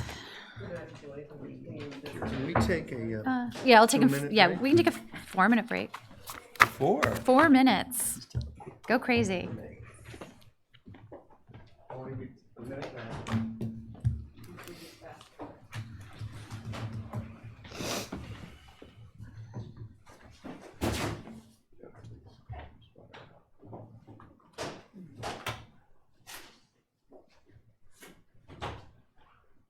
Oh, yeah.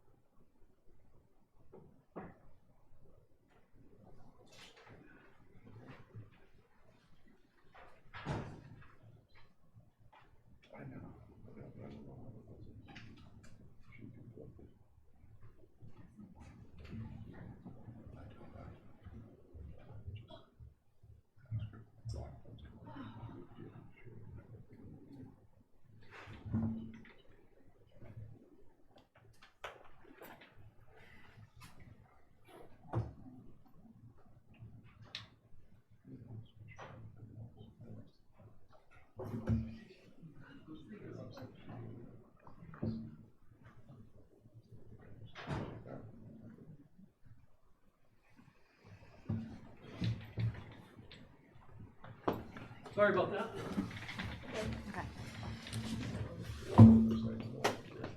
Thank you. What? Before No, but there are I don't close the meeting. So this is, an application 051-03, under other business, Market Scott, aka Beach Club, 40D, Tucker Holland.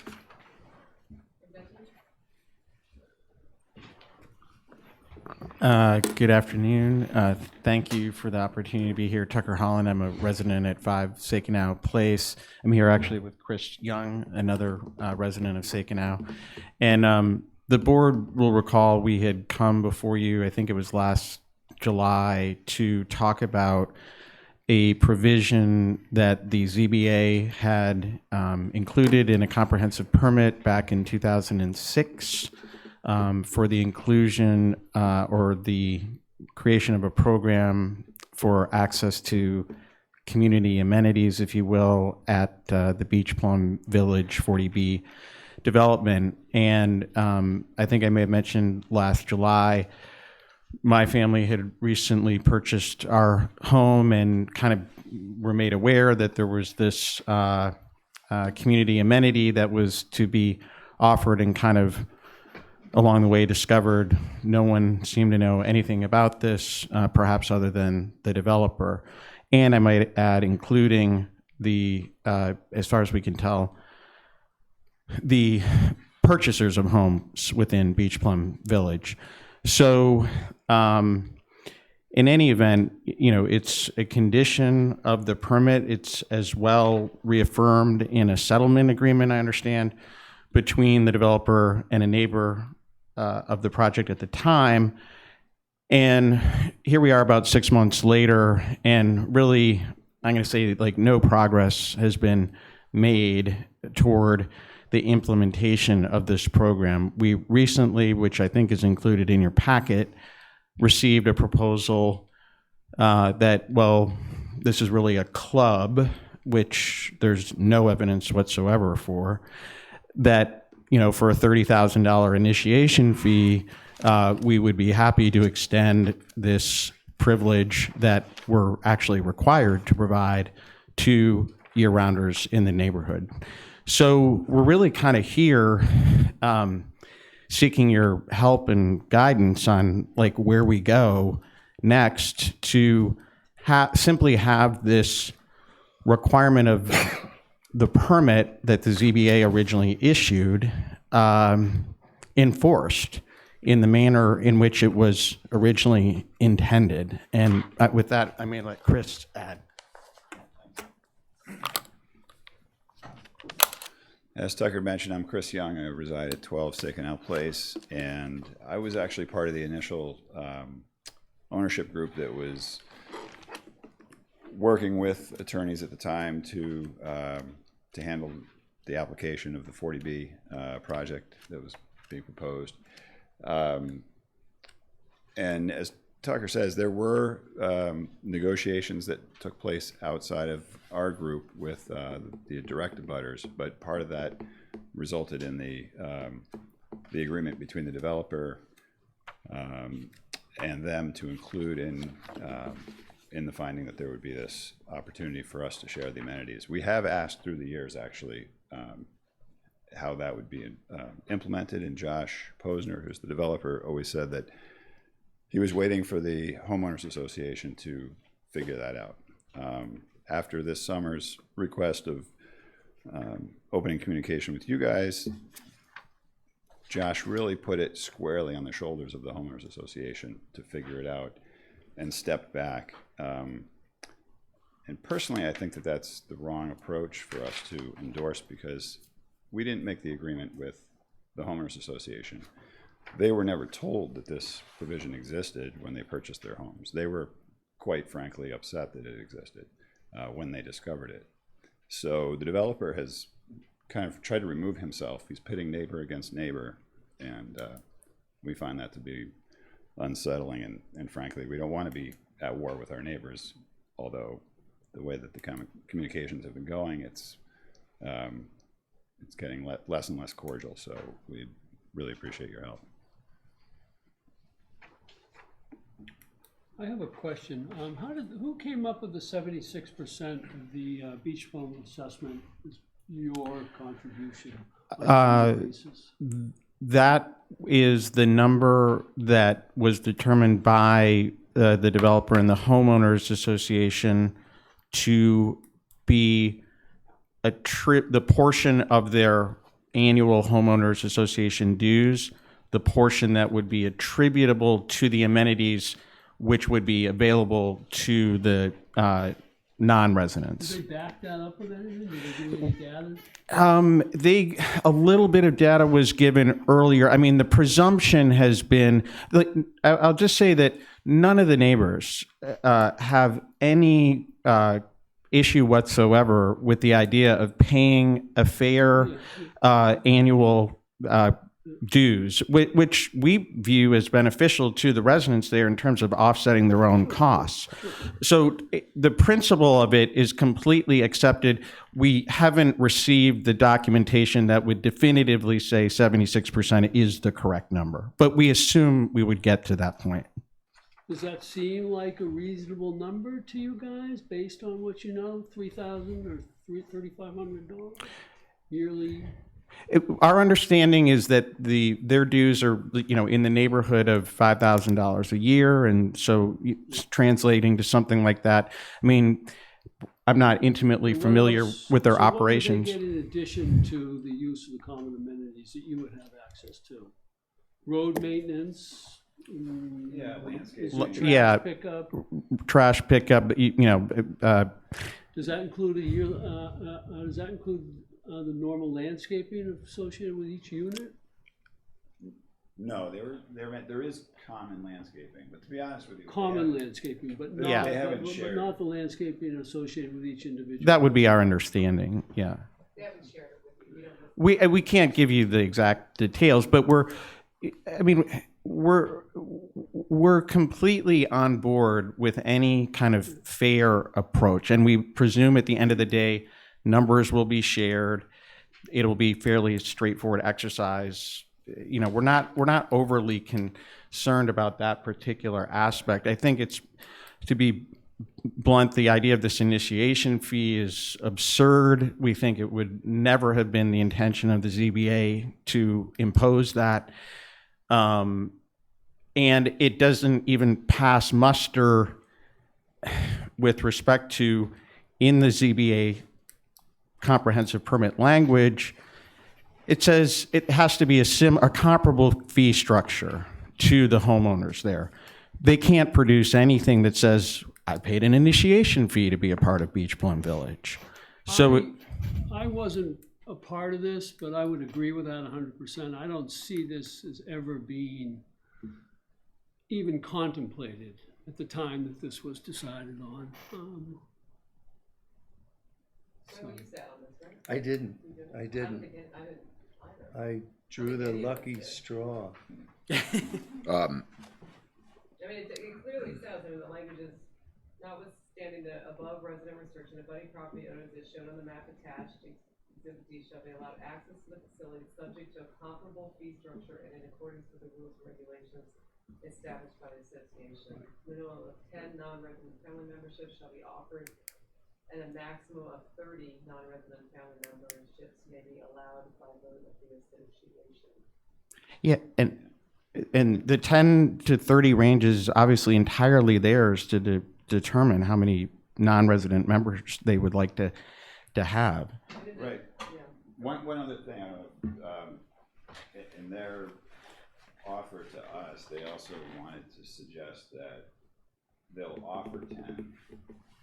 They have to be, if 10 aren't accepted within a set time period, then whatever's not offered is off the table.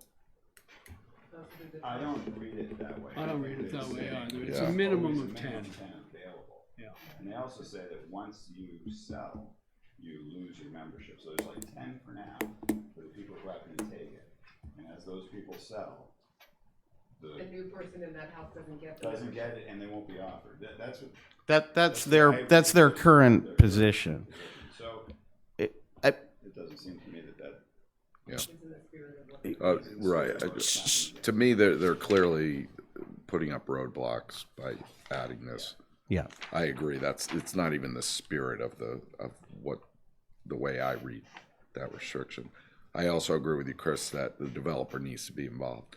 If they're involved in the homeowners association, they can't take this view right. because there are other things they want to be involved in that benefit them. So, Well, they control, the developer controls the homeowners association right now. I think And they that's- continue to that's what I'm control getting it at. until the last unit is sold. right. So I think, and yeah, Has to. I He had a agree. meeting, I will give him that, but he liked to sort of let the conversation happen Right. without him contributing much. I asked him a few questions, which he answered, but, you know, one of the things was, I had said at the meeting, I wish, because the homeowners were upset that they were having this conversation, I said, I wish you knew, because quite frankly, it's unfair that you're sitting here. And their response was, we wish we knew too. Leslie, So- are those 3 certificates of occupancy still outstanding, so to speak, that Ed referenced in his letter? 2 primary dwellings and 1 garage unit? I am not sure about that. I didn't look into that before I came today. But I certainly can for the next meeting, if I may. Yeah. Well, we were pretty clear a few meetings ago that you know, that we weren't, that we felt that those should be held up until this was resolved. There's construction going on out there now, is it? You know, I don't know where they are There right is. there. Yeah, There's so- still construction of primary dwellings out there. Well, we certainly would request the board to continue to enforce that aspect of no COs being issued till this is I think he resolved. needs to be here to attend the meetings. And did we know he wasn't gonna be here today? Eleanor did not tell me that he would or wouldn't be Okay. here today, but if I could just make recommendations to you all. I mean, clearly, the ZBA comprehensive permit had this language in about the memberships or whatever you wanna call it, being available to the homeowners shown on the map. The litigation, during that process, they agreed, that the developer agreed that he would pursue that condition, and that, he would present and discuss with a representative group of abutters their proposal before submitting them to the board for approval. And, you know, at this point, it seems like that's not going so well, and that the board may need to pursue some type of enforcement. So perhaps between now and your next meeting, we could put in a request for legal services to get some advice from town council about the best way to proceed. Yeah, I would hope with all this comprehensive permit, I think it might fall to the zoning officer too. And I don't think we've really probably pursued anything like this, but I think there's a question about this. Yeah, so Who we enforces talked it? about it today, about, you know, if the board wants to enforce it, like, what's the best way to do that? So do you send a violation notice to the homeowners association? Do you start fining the homeowners association? But I think there may be a more productive way to get at the enforcement going through town council. Yeah, I think a parallel path would be good, because I think there's a lot of bad faith on their part with this negotiation. And, they could pursue that and hold you guys up for a long time. The fact that the homeowners association claims they didn't know anything, I'm sure they didn't. Right. However, if somebody read the documents, Right. they're right there. So they don't have much standing as far as I'm concerned in that argument. And I'm not totally up to speed on what the financial, if it was ever intended that there would be some financial arrangement or not, but I would say you can join the health club, the pool at the Nantucket Hotel on a yearly basis for around $3,500. And that, Yeah. Yeah. There's no tennis, but Right, yeah, again, the annual fee, I don't think anyone even questions reasonably applied. I mean, at one point they were saying, well, yes, you know, there would be, call it a membership, but non-resident memberships would have certain limitations, like i.e. if you rented your home, your renters couldn't use it, which is a different arrangement than a Beach Plum Village owner renting their home week to week and having their renters use it. And I think as far as, obviously we can't speak for every resident who falls within the map, but our street is virtually 100% year-rounders. No one's renting their house out in the summer. So it's sort of, that's not a big deal in a sense. However, that would have value. So the rate should be appropriately adjusted, if that was going to be the case. you know, I don't know what, this is a little unique, Leslie, but it's possible that this is just viewed as a zoning violation. Is that right? From a zoning, no different than any other. Right, so any violation of any special permit or comp permit is a zoning violation. Okay. So, and then when there's a zoning violation, a letter gets sent out. And then and then the next step is they come here to address that violation? Yes, they could appeal it. Right, and that's usually what it's done. But you know, just to reiterate, the developer is involved in the homeowner association, and we know for a fact that if there's something that's going to benefit them, they don't just turn it over to the homeowners that are currently members. I mean, and playing both sides of that. So I think they need to be as involved as they are with every other issue that's currently happening, as the majority of the board there. So. And you don't want to get dragged out either. No, but there's obviously the concern, which is this other track of. Yeah. So the track that we've been recently taking and getting better results from is having the zoning enforcement officer send out a violation notice that just says, you have so many days to comply or appeal it or pursue additional action. And then while that's pending, we've been communicating with town council, and then as soon as the time ends and nothing really happened, they get a notice from town council saying, okay, we're giving you additional time, but we'll pursue legal action if we do not reach some resolution, whatever that means. So that's certainly something that can happen here. And concurrently, we can also request that any remaining certificates of occupancy do not get issued. Yeah, which is good leverage. Yeah. Because that keeps him on Hopefully. I mean, I think those sound like three great actions to us. Do we have to make any kind of a motion, some to that effect, or do we just, I think it would be good if you make a motion that that's the track that you'd like to pursue. And then we'll keep it moving. I'll make that motion, that we ask the zoning enforcement officer to go ahead and issue the violation notices. We request town council's assistance, and we reiterate to the building department that no additional certificates of occupancy get issued until it's resolved, right? Right, until it's I'll resolved, second absolutely. that. And do we add that their latest proposal is unreasonable? I don't know if it's worth. I don't know if do we Okay. want to add that? I don't think so. We don't need to add that. Okay. It's editorial to some degree. Just a question, do you want to give them a time frame by which they need to resolve the issue? What happens in the letter, Is it automatically 30 days or, yeah, okay. that's all sent certified mail, and Josh can't be like, oh, I never got it. Right, and well, the 30 days starts from the date that we mail it. We don't have to receive it, so we just document when it's mailed. What if it's with regular mail? Well, we can send it certified, but either way, the time starts from the date it's mailed.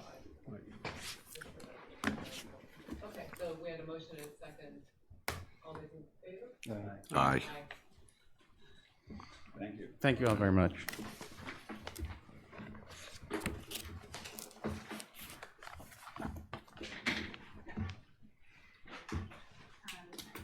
Before we end, I just had two other little things. One is, I don't know if everybody did it. I did not yet, but do your ethics training. You did? You did? Anyone else? No? All right. Yeah. Do you need the email again? Jim, did you do yours? Eleanor sent it, right? Did you do yours, Chad? I could use a little Yeah. refresher. A refresher? Okay. We'll refresh. Alright.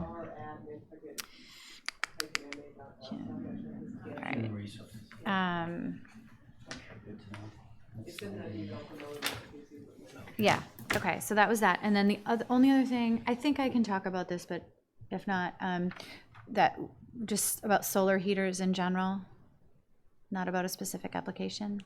Okay. Solar collectors? Well, so in the minutes, well, whatever, there was an application for solar heaters that are set in the setbacks, right? We had Solar this panels. solar panel, sorry. There was an opinion, a difference of opinion maybe between what Marcus had said, what the state law might be, and what our building commissioner had said. Marcus was opinion that they may be placed there in the setback, maybe try not to, but they may be placed there. And I met with the building commissioner and just wanted clarification based on what Eleanor had relayed to us, and it was about if it's reasonable for it to be placed in the setback. And I just want to make the point that if this comes before us again, that it's having the setbacks that are determined in whatever zoning location they are, if it's 5 feet, that is determined to be, because it is the bylaw, it's determined to be reasonable. So it's reasonable for that to be the setback for the solar panels or anything else for that matter, to be outside of that. When we had an issue come before us about this, but it's about solar specific, it was deemed to be necessary to be there, which is different than reasonable. So, right. So I just want to, going, when I read the minutes, it just triggered that for me, because going forward, I just want us to remember that, the setbacks are there for a reason. They were determined to be reasonable for whatever the zoning district is, and that's why they're there. And so for something to be put in the setback, like in every other case, there has to be a compelling reason for it, and the same is true for solar. Right, and that's the I reason agree they would with have that. to come here. And, Yes. Give that compelling so it's not a black and white issue or application. Just that it's not they may be put in the Okay. And that is the building department and the zoning?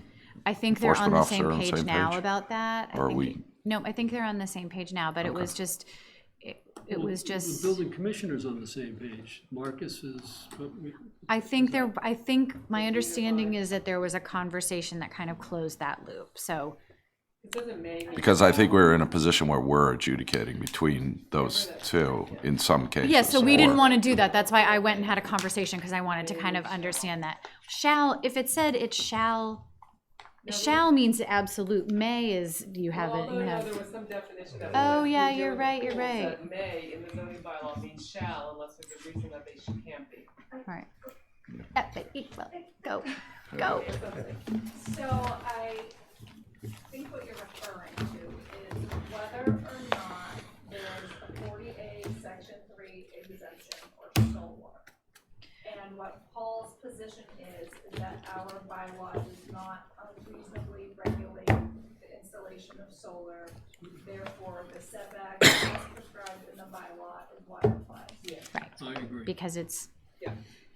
reasonable. And everybody's in agreement of that? Everyone's in agreement with that. So, because you understand the distinction, like, Yeah. people come to the zoning board for the normal stuff, and we make a call.